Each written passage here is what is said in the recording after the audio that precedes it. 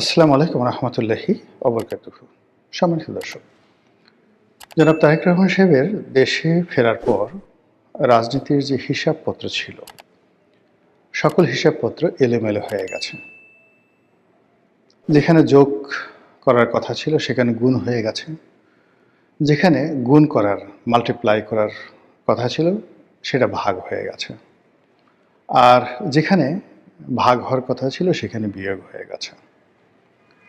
আপনারা যারা এতদিন যমুনা কেন্দ্রিক একটা ওয়েব দেখতেন, মানে ডক্টর মোহাম্মদ ইউনূস তার যে সরকারি বাসভবন যমুনা, সেখানে যে একটা ভাইব তৈরি হতো, যেটাকে অনেকে যমুনার ঢেউ বলার চেষ্টা করতেন, কিংবা যমুনাকে কেন্দ্র করে যে হুমায়ূন আহমেদের যে বিখ্যাত নাটকগুলো বা সেই নাটকের যে গানগুলো, আমার যমুনার জল দেখতে ভালো, স্নান করিতে লাগে ভালো, আমার যমুনার জল দেখতে কালো, স্নান করিতে লাগে ভালো, উনি প্রায় অনেকগুলো নাটকে, প্রায় সব নাটকই বলতে গেলে এই গানটি অন্তর্ভুক্ত করার চেষ্টা করেছেন।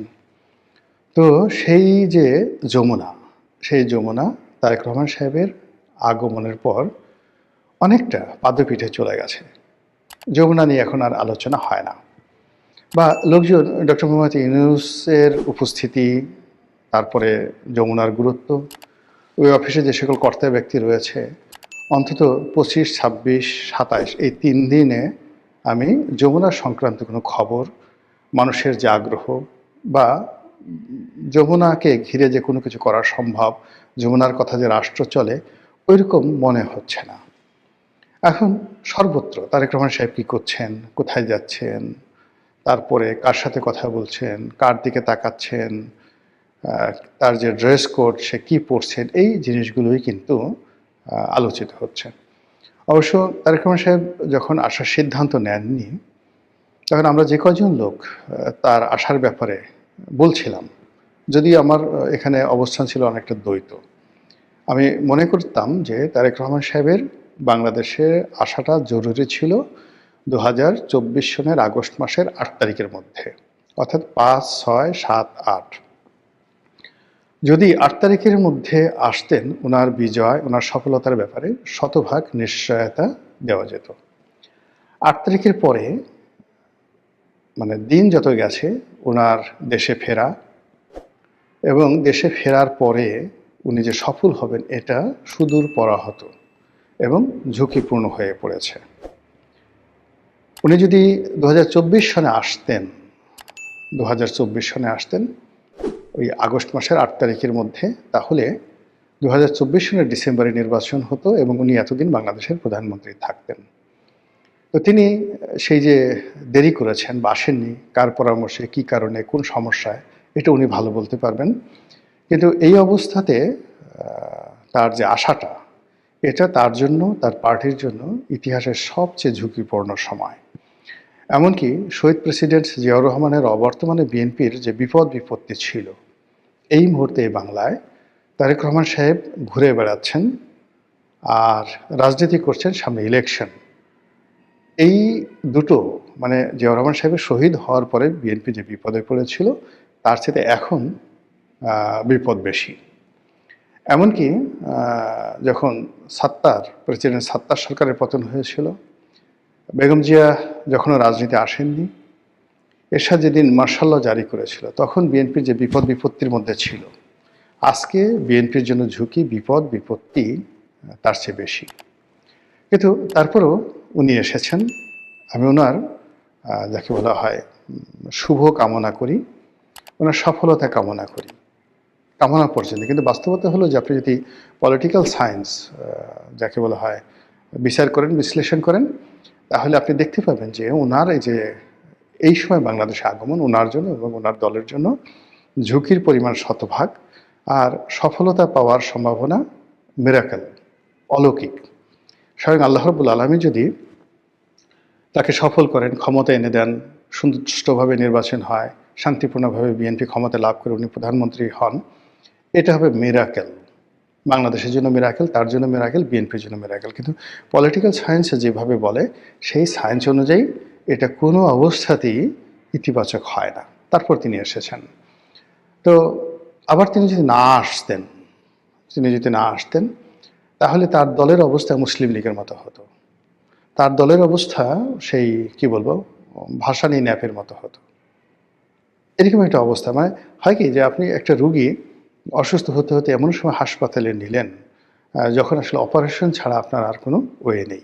তো গত 15-16 মাসে বাংলাদেশের যে রাজনীতি, বাংলাদেশের যে অর্থনীতি, তারপর সেই বাংলাদেশের যে সার্বিক আইনশৃঙ্খলা থেকে শুরু করে মানুষের যে মন মানসিকতা, সব মিলিয়ে এরকম একটা অবস্থায় পৌঁছে গিয়েছে যে এখান থেকে একটি পলিটিক্যাল ট্রান্সফরমেশন, তারপরে পলিটিক্যাল রিকনসিলিয়েশন, তারপর যাকে বলা হয় পলিটিক্যাল ইভ্যালুয়েশন, এই জিনিসগুলি এখন সম্ভব নয়।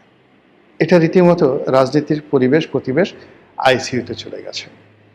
আপনারা হয়তো বলতে পারেন যে তারেক রহমান সাহেব আসলেন, এই যে এত 1 কোটি লোক আসলো ঢাকা শহরে, মানে এখন বলা হলো যে 1 লক্ষ নতুন সিম বাংলাদেশে আসছে, মানে ঢাকাতে আসছে ঢাকার বাইরে থেকে। তো এটা নিয়ে আবার প্রতিপক্ষ বলার চেষ্টা করছে যে না 1 কোটি লোক, সরি আগে আমি বোধহয় যেটা বলছিলাম যে এখানে ওনার আগমন নিয়ে যে জনসমাবেশ হয়েছে আগমন উপলক্ষে, এই জনসমাবেশে কত লোক হবে। আমি বলেছিলাম যে ঢাকা শহরে তো 1 কোটি লোক এখানে পার্টিসিপেট করবে, শহরের বাইরে থেকে আরও 50 লাখ লোক আসবে, কাজেই মোরাললেস 1.5 কোটি লোক এখানে থাকবে। তো দেখা গেল যে ঢাকা শহরে যে 1 কোটি লোক আছে, সেই 1 কোটি লোকের সাথে আবার বিএনপি মাইন্ডের যে সকল পত্রপত্রিকা তারা খবর প্রকাশ করেছে যে ঢাকার বাইরে থেকে মূলত 1 কোটি লোক আসছে। এর কারণ হলো বিটিআরসির হিসাব অনুযায়ী, সরকারের হিসাব অনুযায়ী 1 কোটি নতুন সিম কার্ড যারা ঢাকার বাইরে ছিল তারা ঢাকার মধ্যে এসেছে। বিএনপি যারা প্রতিপক্ষ তারা মস্কারা করে বলছেন যে আসলে 1 কোটি নয়, এটা মানে 50 লাখ হবে। এর কারণ হলো আমাদের দেশের লোক এখন বেশিরভাগ ক্ষেত্রে এক একজন 2টা করে সিম ব্যবহার করে। তো এই ধরনের ট্রল হচ্ছে। এখন সেটা নিয়ে আপনি বলতে পারেন যে যদি তারেক রহমান সাহেবের ভবিষ্যতে না থাকে তাহলে তিনি আসলেন, আসার পর এত লোক হলো কেন? 2 নম্বর হলো যে আপনি কি তারেক রহমান সাহেবের চেয়ে বেশি বোঝেন, বা তার দলে যে সমস্ত কর্তা ব্যক্তি যারা আছেন তাদের চেয়ে বেশি বোঝেন? তারা কি এই জিনিসগুলো বোঝেন না?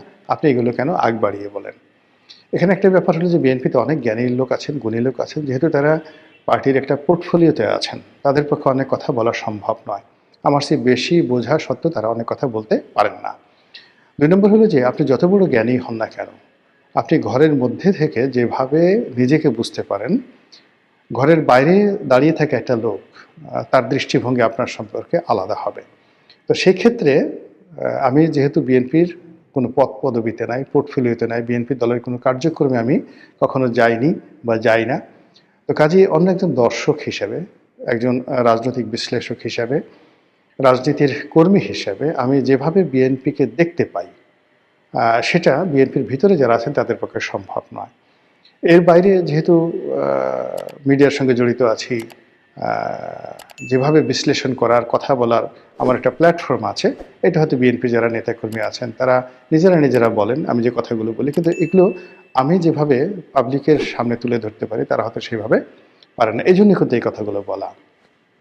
তো যেটা বলছিলাম যে ওনার এই যে আশাটা, ওনার এই আশাটা, এটা আমাদের যে বাঙালির চিরায়ত আবেগ, সেই আবেগের বহিঃপ্রকাশ। বাংলাদেশের 35% লোক বিএনপি করে, এতে কোনো সন্দেহ নেই। আবার একই 35% লোক আওয়ামী লীগ করে, এতেও কোনো সন্দেহ নেই। এই 35% লোক তারেক রহমান সাহেব, বেগম জিয়া, শহীদ জিয়া, তাদের জন্য অন্তঃপ্রাণ। এবং গত 17-18 বছর ধরে মানুষ যে কষ্ট করছে, সীমাহীন কষ্ট করছে, অর্থাৎ 35% বিএনপি যারা নেতাকর্মী সীমাহীন কষ্ট করছে। সেই কষ্টের পর একটা বিপ্লব হয়েছে, সেই বিপ্লবের পর তাদের নেতা বাংলাদেশে এসেছে। এত কিছু চিন্তা ভাবনা করার সময় নেই। তারা তাদের সমস্ত আবেগ তারা উগড়ে দিয়ে ঢাকা শহরে এসছে নেতাকে একটু দেখার জন্য, এবং এটা আমাদের দেশে সচরাচর। কিন্তু সমস্যাটা হলো যে এই যে আমাদের বাঙালির যে আবেগ, এটি কোনো কোনো ক্ষেত্রে 24 ঘন্টা, কোনো কোনো ক্ষেত্রে 48 ঘন্টা। 48 ঘন্টার পর আবেগ থাকে না। আমাদের বাঙালির যে রাগ, 6 ঘন্টার বেশি রাগ থাকে না। 6 ঘন্টার পরে মানুষ রাগ কমে যায়, এটা আমাদের চরিত্র। কিন্তু আপনি আরব দেশের যান, মানে 6000 বছরেও তাদের রাগ কমে না। মানে নিজে রাগ হয়ে গেল, মরে যাওয়ার আগে ছেলে মেয়েকে লিখে গেল যে আমি এই বিষয়ে রাগ হয়েছে, তোমরাও এই রাগ ধারণ করবে। তো বাঙালির সেটা নেই। বাঙালিরা মানে 6 ঘন্টা পরে আপনি রাগ কমে যায়। স্বামী স্ত্রীর ঝগড়া থেকে শুরু করে দ্বন্দ্ব সংঘাত যা কিছু আছে সেটা উইদিন 6 আওয়ার্সের মধ্যে এটা জিরো হয়ে যায়। আপনি দেখেন অনেক জেলাতে মারামারি হয়, কাটাকাটি হয়, আবার 6 ঘন্টা পরে কিন্তু সেটা নিষ্পত্তি হয়ে যায়। এটি হলো আমাদের চিরাচরিত অবস্থা।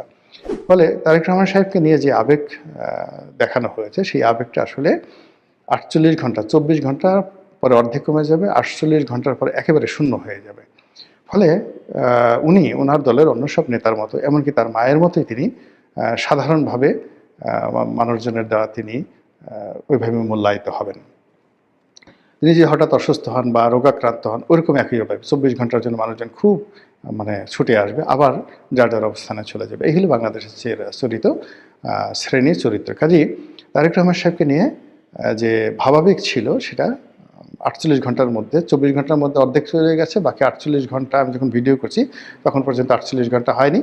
ফলে এখনও পর্যন্ত কিছুটা অবশিষ্ট আছে। এখন আপনি গিয়ে দেখেন যে হাদিকে নিয়ে যে আবেগ তৈরি হয়েছিল, সেই আবেগ 24 ঘন্টার মধ্যে কিভাবে শেষ হয়ে গেছে, 48 ঘন্টার মধ্যে কিভাবে সেটা একেবারে শূন্যতে পরিণত হয়েছে।